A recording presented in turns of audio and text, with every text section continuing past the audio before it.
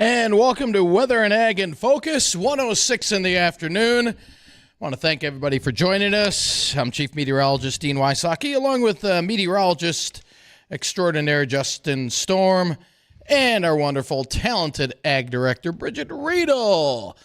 And good afternoon, guys, and happy Friday. Happy Friday, Dean. Bridgette, happy Friday. Thanks, guys. Happy Friday. We are all here. I hear this is the last hot day before it cools off for a bit. Am I right? One more. Yeah, we got one more. Tomorrow's still another hot one. Yeah. Okay. But thank God, I'm over it. Oh, goodness. Like, I'm over it. I don't It's so hot you had to shave your beard off. I see that. Indeed, I did. Hey, I thought something looked there. I just thought he lost more hair on the top of his head, but he actually he lost his whole beard. Whoa. 6 pounds in the face and my jawline. Now, can you save some of that and I can put on the back of my head? Did you save it or did you throw it out? Because it's about the same color. I got a jar full. I collect it, Dean. I am willing to share with you. Excellent. All right. We'll make some kind of barter, trade beer for hair kind of deal or something. Yeah, you can just have it. Wow. Nice guy. I'm feeling generous today. Wow. Realistically, you could just spread that out in the garden to keep the rabbits and deer out, too. I got a fence. It's got a flamethrower attached to it, believe it or not. Yeah, there's nothing crazier than sitting on the couch at 1 a.m. and then just whoosh, a big old fireball shoots out around the tree, and you're like, oh, defense flamethrower, that's right. At 1 a.m., it's not that kind of a fireball for Justin. It's a different fireball. Right. No, we don't drink that crap. Come on. Let's be realistic. What do you do, Jack Fire? I'm not that trashy. Sorry to people who drink Fireball, but I think you would agree if you drink Fireball. Jack Fire is much smoother. Oh, jeez. Bridgette might know about that. Bridgette, did you bring your blender today? I did not bring the blender today, but what I did bring was a helpful little reminder for those who are in the midst of harvest. Ag Commissioner Doug Goring has activated the harvest hotline here in North Dakota. This is a big deal for a number of our producers. They are looking for custom combiners, or if you're a custom combiner looking for work, you can reach the state at 701-328-5110. You'll be able to do those calls from 8 to 5 and leave messages on the weekends. The service is at no charge for both those looking for combiners as well as those who are already combiners. So let the state know if you are in need of anything. But again, that's the custom combining hotline activated in North Dakota by Ag Commissioner Doug Goring. Great. And you want to run down the weather real quick, guys? No. Yes, we do. Okay. Okay. Justin, do you want to take it or do you want me to take it? I'll take it, Dean. All right. Let's see if you concur with what I have here in my notebook of facts. Supposed facts. Let's hear it. 50% of them are facts. Well, we'll see sunny skies for the rest of the day. A few afternoon pop-up clouds here or there, but for the most part, it's a sunny day, with highs topping out near 90 and a northeast wind about 5 to 15, which switches out of the south late this evening into tonight, with clear skies lasting across the region. We'll drop down to a low in the mid-60s, and we'll have early afternoon highs close to 90 degrees along and south of I-94 tomorrow, before colder air, or at least cooler air, drops us back into the 80s and 70s throughout the back half of the afternoon. Along that front that's going to pass through tomorrow, we'll see a few scattered showers and some thunderstorms developing along it, and a few of those storms could be on the strong to severe side, with the bulk of it targeting over into Lakes Country, Minnesota. Large hail, damaging wind, even an isolated tornado, I believe, being possible out of a couple of these storms. So keep that in mind for Saturday afternoon. If you're out in Lakes Country or out at WeFest, you might see some quickly developing storms throughout the day. Behind that, it's just going to be breezy for a little bit after the showers roll out of here, with north winds about 10 to 25, going lighter before sunset, and then just remaining pretty light throughout the overnight hours tomorrow night as we drop down to a low in the lower 60s. And for Sunday, a cool day, much drier conditions, still a possibility for a stray shower, but we'll have temperatures in the mid to upper 70s, and we'll stay in the 70s to low 80s on a couple of days next week. A couple spotty showers Monday, couple spotty showers Tuesday night, and a pretty good bet for some wider spread scattered showers Wednesday into Thursday. Not an all-day rain, but periodical rains over a couple of days mid next week. Dean, do my facts align with yours? Very good. Right on. Very good. Right on. And we have Oscar. Oscar's on line one. Oscar, welcome to Weather and Ag in Focus. You have a question for us today. Is Oscar there? Hi, Oscar. Hi, Oscar. Can you hear me? There you are. I hear you. All right. Yeah. Hello. Can you hear me now? I have a question there. Yeah, I hear you fine. Go ahead, Oscar. We having technical problems? Anyway, Nope, we're good. There's an old saying, curiosity kills a cat. Now, last week there, from Crookston down here to Fargo and over to Ada down, I've seen a bunch of guys out spraying. I assume it's wheat, and it's almost ripe, but they're out there spraying it. Are they doing this for grasshoppers, or are they doing this for that red rust or a disease or something? So I can take care of that. If you saw a crop that, Okay. especially small grains that looked like it was Yeah. getting close to ripe, Oscar, there may be some weeds in there, or the crop. Almost looks ripe.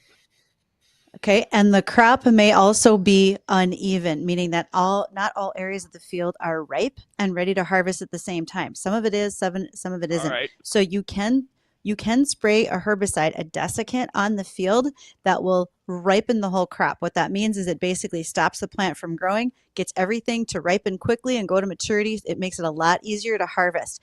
If you remember, back in the 80s and 90s, we swathed the grain. We ran a swather through it, put it in big windrows. That was to dry it down for harvest ease, and then we combine it. Now you can spray it to do the same thing and eliminate that step of using a swather. Okay, that's maybe what they were doing then, but I thought maybe there was a real reason for it. Because, like I say there, I noticed here last week here, I went over to, Western Forks and went down Highway 32, and some of them fields, they look awesome. And there's places out there that the corn is short and the beans are just barely. I suppose they got hitting that wet rain there, so they got the beans in awful late out there, huh? That's right. And we saw soybeans that were planted up until the last part of June. I saw bean fields just this week that aren't very tall either. They're coming along. And if we have a long fall, we have the opportunity for them to get to maturity. They might not be your best yielding beans, but they're probably going to do okay. So, and there are some bugs out there, Oscar. There have been a few reports of grasshoppers. We're going to talk about soybean aphids and our soybeans a little bit later in the show today as well. So good lead in for us. Thank you very much. Much appreciated. I enjoy listening to you kids at noon here. I grew up on a farm, and that was centuries ago, but you talk about grain. Of course, back when I was a kid, we thrashed, so we shocked all the oats or barley and let us stand in, out in the field there, so it dried that way. And anyway, modern technology has sure changed things. But anyway, it's done well. Driving down the road and just listening to you guys one day at a time. Thanks, Oscar. Thank you. Have Oscar. a great weekend. Have a great weekend, Oscar. He just made my day, Bridgette. I'm sure along with yours. I'm sure you caught it. He called us kids. Now, Justin, he's used to that, but heck, that just made my Friday. I am infant. Yes, if we're kids, you are. No doubt about it. Well, Bridgette, we've got a special guest coming up here after the break. Who's our special guest today?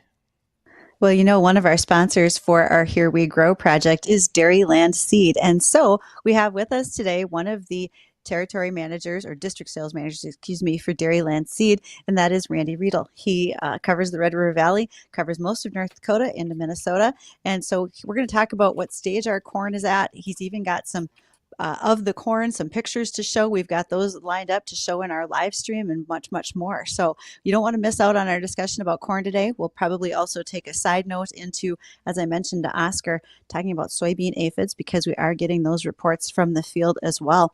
And don't forget, for those of you who not just want to listen, but want to watch us, you can catch us on YouTube, Facebook, and Acres TV, where you'll be able to catch all the live stream and all the things that we do, including the visual aids that we'll be showing when we talk about corn today. Even Dean had a video that we had to bring up and explain what that is. We'll do that in our next segment as well. It's going to be a busy day, guys. It will be. That's good. Sure sounds like it. All right. Well, don't go anywhere. We will be right back.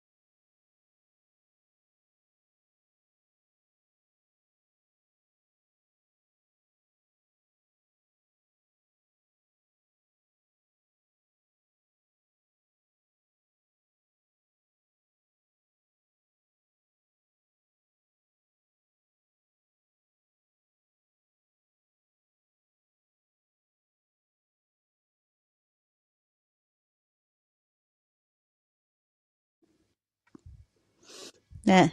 Welcome back to Weather and Ag in Focus, and thank you for joining us today. We're so glad on this hot and steamy Friday afternoon you're taking the time to tune us in and hear what's going on in weather and ag all across the region. First and foremost, we're going to talk about our Here We Grow project today, where we are custom farming 20 acres of corn north of Glendon, Minnesota.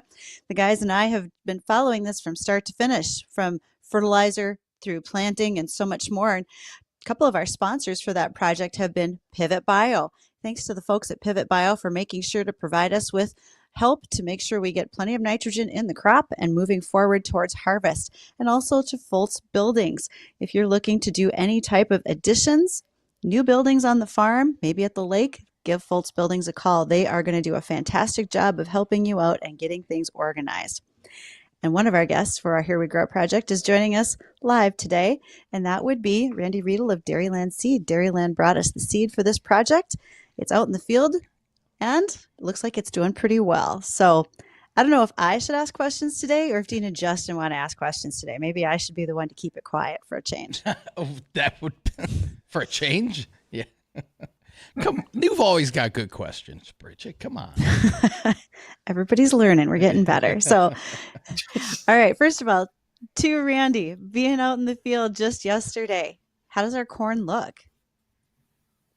The corn looks not too bad. We've got a little water damage out there. About 3 or 4 weeks ago, we had a pretty strong wind go through. Luckily, this particular variety did not show any green snap. Standing pretty well. The leaves got shredded up pretty good, but it shouldn't impact the yield at all. Good. Well, that's good because I know a few of those storms that came through with hail. I mean, the one week we all went out there, they looked really shredded. So have they bounced back pretty good, or have they gotten hit again with any small hail? I didn't detect any new damage here yesterday when I was out there. So things are looking pretty good. Hopefully you guys can keep the weather the way we need it to finish this crop up. Right. And Randy, what stage are we in for corn currently? Well, we're kind of in between. We maybe had a little bit of uneven emergence out there.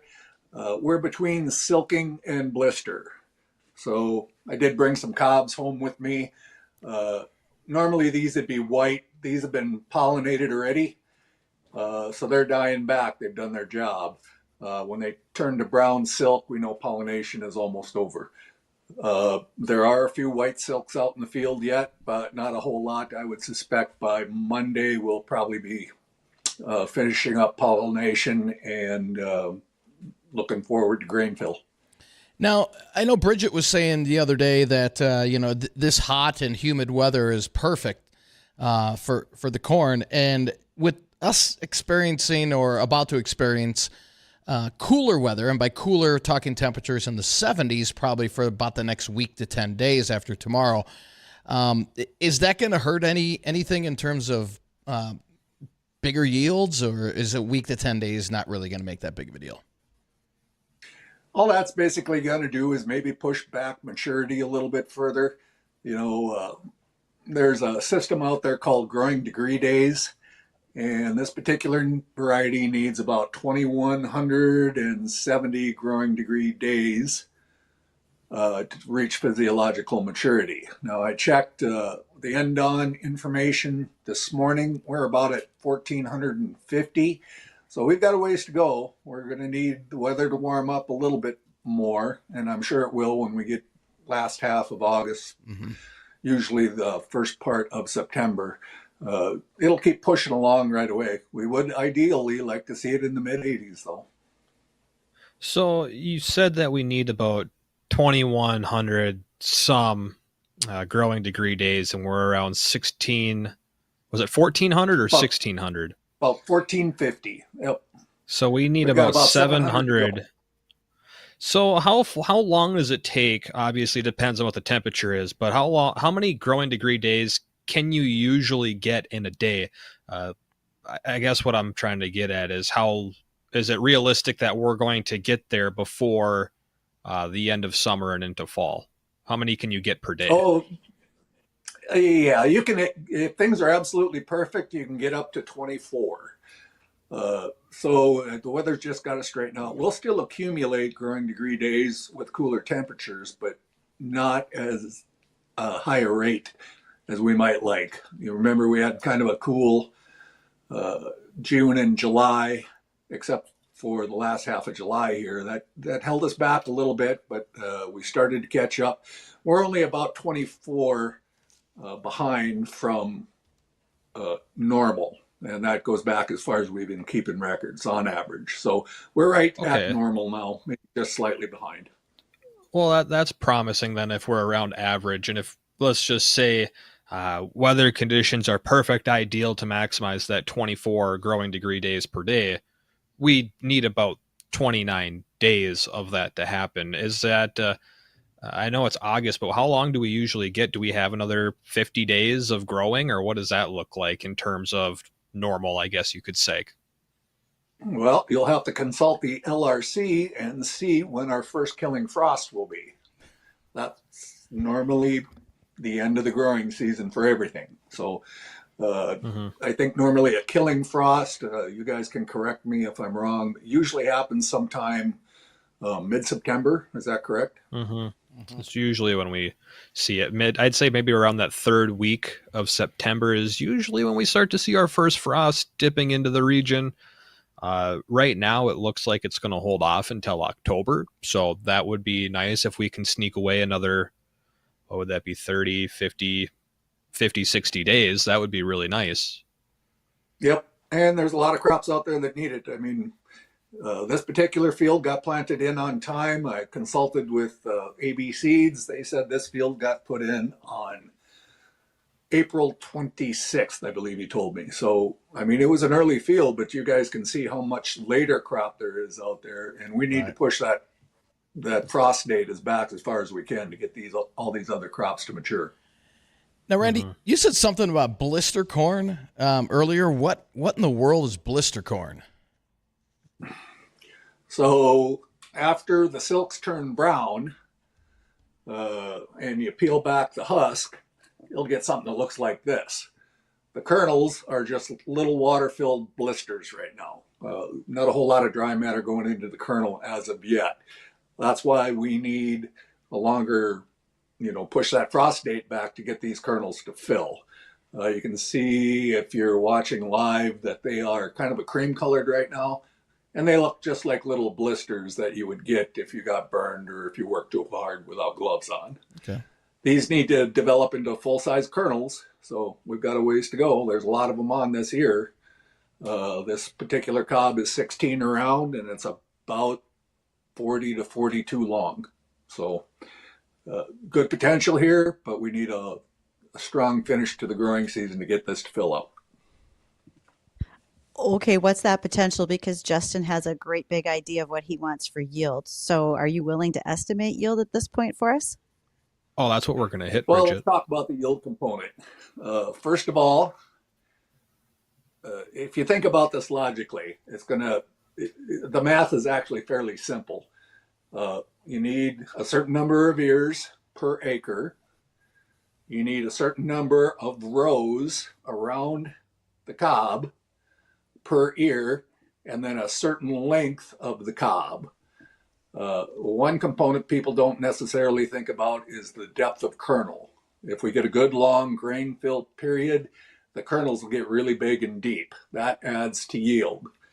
So it's a little early for me to make any guesstimates now, but that's how you do it. And normally, I believe 80,000 kernels is about a bushel, 80 to 90,000. So we get a little later, maybe middle of August, end of August, so we can actually see what the pollination has done completely throughout the field. We'll be able to estimate mathematically where we're at, except for that depth of kernel. That's always the wild card. So one of the things that before the show started, Dean sent me a video that he'd seen online about detasseling corn. Like high school kids were hired to go out to detassel corn. Can you explain what that means, Randy, when someone's going to go out and do that, mostly for seed corn purposes, I'm sure, but why would that be a high school kid's job, or why is that something that is done in the industry? Well, you're exactly right. That is for seed production purposes. So the majority of the corn that we raise is hybrid seed corn. So you're taking two genetically different plants and trying to cross them to come up with a hybrid. Consequently, you have to have a male and a female. The male is the one with the tassels. That's where the pollen falls out. The female is the one you detassel. So the pollen from the male plant will find its way over to the female plant, fertilize that ear, and that's what we harvest for seed. Yeah, we did that growing up, and I mean, back then it was, God, I don't even know what we made per hour, but it was good money. At least we thought it was back then. But boy, it was, oh man, you would leave after that day just wet from head to toe. It wasn't a fun job, but it was well paying. Exactly. Well, it's well paying because it's got to be done in a very timely fashion. There's Yep. a very small window to get the corn detasseled, so the result and the outcome that you're looking for does happen. So as we get to the bottom of the hour here, Randy, one of the things that folks might not realize is when you start thinking about buying corn seed for 2025, are any of those decisions starting right now, or how soon until they do? Generally speaking, there are some decisions that are starting right now. The vast majority of them, most farmers want to wait till they get their crop harvested so they can see on their own farm what performed well for them. Of course, there's the income tax issue on a lot of farms. They need to decide which side of the year they want to spend money on. So December, first part of January are usually really big, in our area anyway, really big seasons for seed corn sales. All right. Well, before we go, Randy, we had an email a question in here saying that asking about Bridgette, and is she really this nice as she comes off on radio? No. I don't think believe anyone's this as is a chipper. movie in which she's as mean as a snake. Oh, wow. Well, hey, now we have the truth. So, I mean, hey. Well, Randy, thank you so much for joining us. Have a great weekend. Enjoy the warmer weather while it's here. It's 1:31. We're going to take a quick bottom of the hour break. When we come back, we'll hit the weather a little bit. And we've got quite a few ag topics that we just did not get a chance to hit on. We'll have that and more when we come back. Don't go anywhere.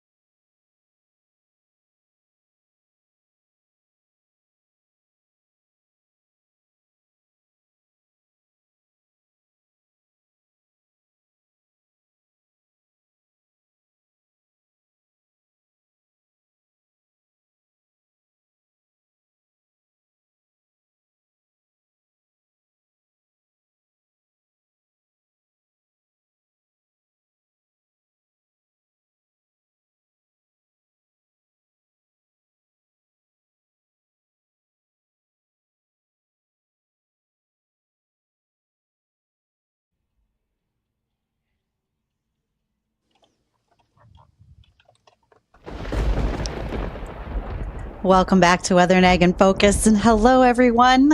For those who are busy in the field, well, there's plenty to be doing, especially because we started getting some reports of soybean aphids. So if you are out in the field, start looking for those tiny lime green bugs, especially on the backside of your new leaves of your soybean plants. If you see them at a population of 250 or more per plant, it's time to start looking at using an insecticide to control them. Hopefully you've got enough beneficials in the field, things like Asian lady beetles as well as lacewings, that will control those pests for you. But if that's not the case, it is indeed time to start looking at using an insecticide spray to help out. So the hard part about counting them, and guys, I'm going to put this project on you and Dean, 250 aphids per plant, and you can usually get about 20 of them on the tip of a pencil. So happy counting. Let me know how it turns out. I'm already counting. There's too many. Hey, if we're dealing with this in soybeans, is there anything going on with corn? Because I was picking a few of my my sweet corn the other day out of the garden. And as I was peeling back some of the leaves, it was jam-packed with bugs between almost every single leaf until, you get halfway through, and then the leaves are so packed together that they can't get through it. But the first half of the outside of those leaves were just covered in small little black bugs. I have no idea what they were, but NDSU's the crop and pest report came out this week from NDSU, and they made mention of some areas finding some corn aphids. That's not very prevalent, and I could see where those are maybe more of a concern in a sweet corn than they would be in a field corn.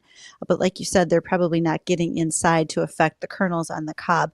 Additionally, in field corn situations, oftentimes we keep an eye out for eastern corn borer that can bore through the stalk. They usually do more damage before we even get to a cob stage, and there can be some underground pests like corn rootworm and that type of thing. So pests are prevalent, but we don't see as many in corn right now at this stage of the game. We generally see a lot more in soybeans.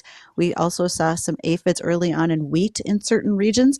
The wheat really took a lot this year. It's a good looking crop. There's a lot of test weight to it. So we saw lodging, like the plants were falling down and some of the heavy wind and rain that we had a little bit earlier.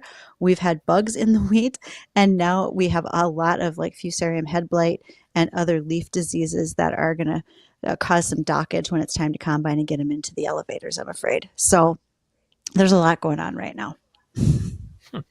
Okay. What about this is something I had heard a few things about different borers and diseases and people's gardens or whatnot. I don't know if you're aware. This might be more of a Don Kinsler question, but have you heard anything from those that are just gardening in their backyards, if anything that's been fairly prevalent around this year, whether or not it's different diseases in peppers or tomatoes or squash borer or anything like that? We keep a pretty close eye on our pests in the garden. We've seen some cabbage moths that'll be flying around, and they like the cucurbits, cabbage. They also like to get into the cauliflower, the broccoli. They haven't been quite as prevalent, but I also haven't cut any of my cabbage yet to start looking if they're in there. Usually edamame, the edible soybean, that shows up soybean aphids really early on if I'm going to have them at all in the area. But I think your question is going to be very appropriate for Don Kinsler when he joins us, Justin, and he'll be joining us next week, Thursday. And again, that'll be Don Kinsler. He is doing really well with his shoulder injury, so he's going to be on air with us.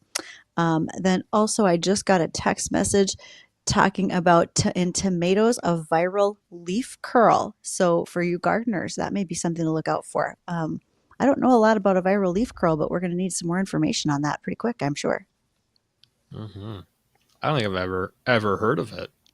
Do you have any idea what that is at all? But which one of us can type fastest into the Google machine to figure out what it is? It's going to be a good question for Don. Tomato viral leaf curl. There's your new homework assignment. Everybody's so busy typing and looking. Right. If you guys are doing this while you're driving out there, please be careful. Okay. Tomato yellow leaf curl virus is a DNA virus from the genus Begomyvirus. Oh, this will be fun. And the family Gemaviridae. causes the most destructive disease of tomato, and it can be found in tropical and subtropical regions, causing severe economic losses. It makes the leaves curl. Be careful. It makes the leaves Who'da curl. guessed? And then when your leaves curl up, you don't have enough of the uptake of sunlight, water, and other nutrients that the tomato would need. So that's why the leaf curl would be bad. Glad I don't have that issue, Bridgette. So far, so good. One other thing to be keeping an eye out for is the Olympics are on. And many of you are following. For those who aren't, you know what? This is the time to remind you that there are some very historic significances between ag and the Olympics. In fact, there's a number of Olympic stars that come from a farming background. First and foremost, if you have ever heard of any of these folks, Craig Virgin, he was a celebrated long distance runner from Belleville, Illinois. He was in the 1980 Olympics and also was the first American to win the International Cross Country Championship in 1981. Clayton Murphy was a hog farmer in Ohio. He was also a track and field star, won the bronze medal in the 800 at the 2016 Olympics, and also competed at the Tokyo Olympics in 2020.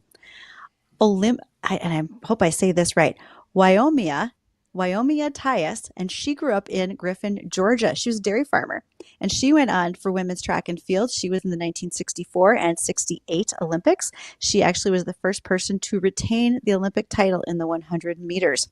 And Jesse Owens of the very historic 1936 Berlin Olympics. Jesse Owens was born on a tenant farm in Oakville, Alabama.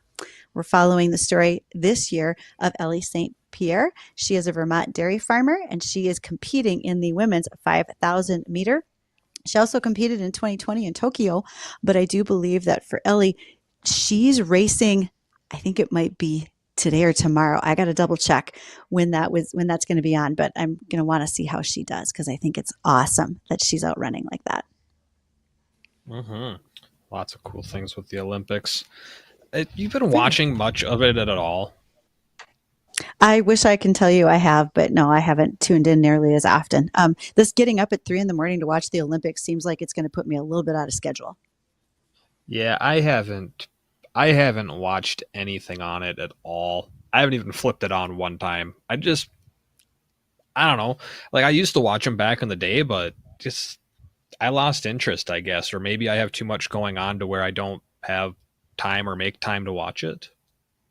Well, and one of the things that I think happens really easily is, like Dean mentioned the other day, there are so many other options of things that can catch your attention. And so you might not be focusing on the Olympics, but you might just be picking up those quick snippets on social media because you just wanted to know the highlights anyway. Too many. Dean, you've been watching any of it? No. After the old boxing debacle the other day, if they let that happen, we never should have. No, you're not getting 1 ounce of me watching unless it's on here at TV. It was fun watching. We've got it on TV here at the studio, and they had water polo on earlier. That was fun to watch. I believe the USA was crushing whoever they were playing. So other than that, no, it's just like Bridgette said, there's too many options on right now.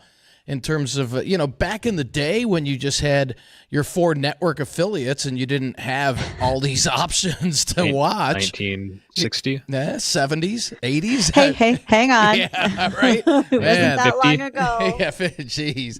But you only had 4 options. So when the network carried it, that was one of the main things to watch. It's just too many other things on right now, and I think people are much busier doing things as well.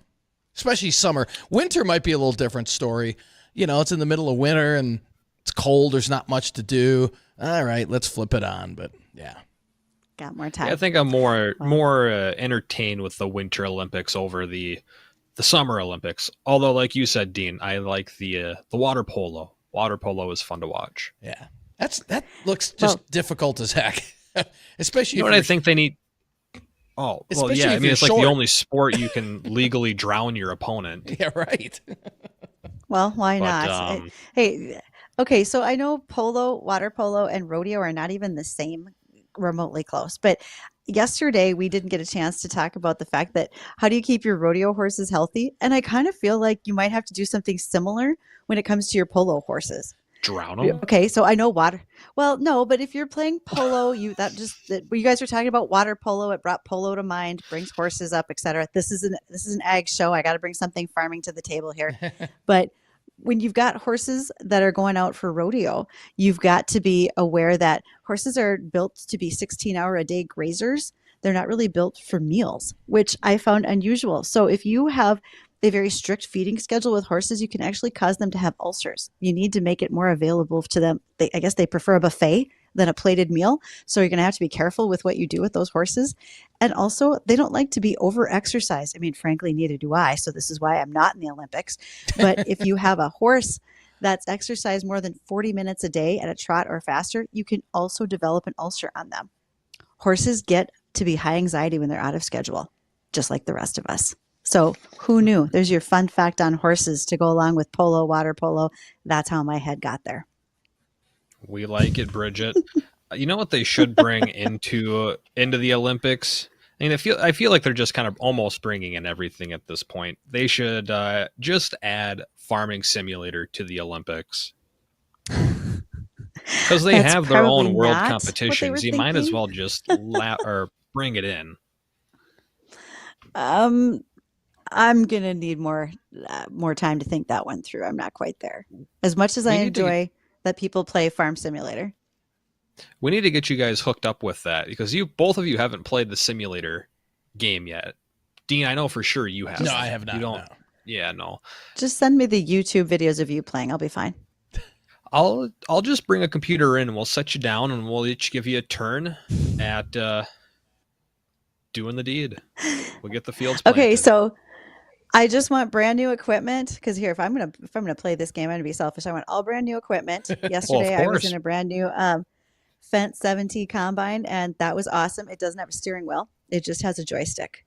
So I'm gonna want new things like that on my farm. And I can bring the flight stick too. We can hook that up, and you can drive it with the same controller probably. And do they have like holders in the combine for beverages and all? No, but Cup we can holders, hook one and up to your there's a chair. refrigerator. There's a refrigerator in the buddy seat of that combine I was in. See, there you go. There you go. We'll make it work. Got to have a Dean. place to keep your. You got to keep your sandwich somewhere. Oh, sandwiches. Yeah, your sandwich. Yeah. Yeah, sandwiches. Hey, That's speaking of sandwiches, on Wednesday, August 14th, here at our WDAY studios and the Flag, we are celebrating local teachers with a free lunch. If you are a teacher or a school staff member, join us at the studios from 11 to 2 for lunch. There will be food trucks providing your free lunch, bouncy houses for the kids, games, prizes, and much more. And it's our way of saying thank you for what you do to the teachers. So mark those calendars for Wednesday, August 14th. Please come and see us. great for the teachers, right? They put in so much work throughout the year. Absolutely. It's going to be a fun little event. I'll tell you that. I'm looking forward to it. But we got to get caught up with a few of our sponsors when we come back. We still got a couple ag topics we need to hit on, and they revolve around bird flu and a state of emergency as well as human cases. We'll touch on that in another check on the forecast. And if you want to join in on our conversation, give us a call. 701-293-9000 or shoot us an email, weather or ag@flagfamily.com. Stay tuned. We'll be right back.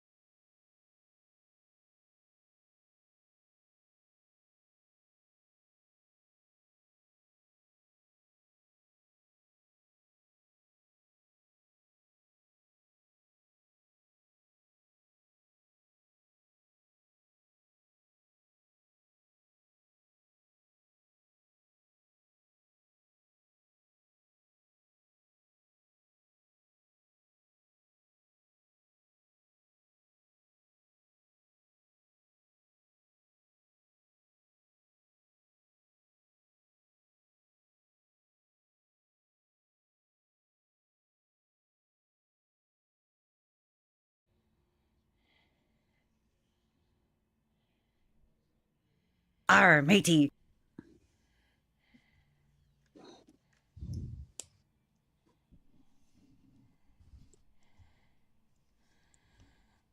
All right, welcome back to the Justin Show here at 1:53 in the afternoon. We are renaming this, instead of Weather and Ag in Focus, we're just going to call it the Justin Show. Yeah, but they just put Justin's.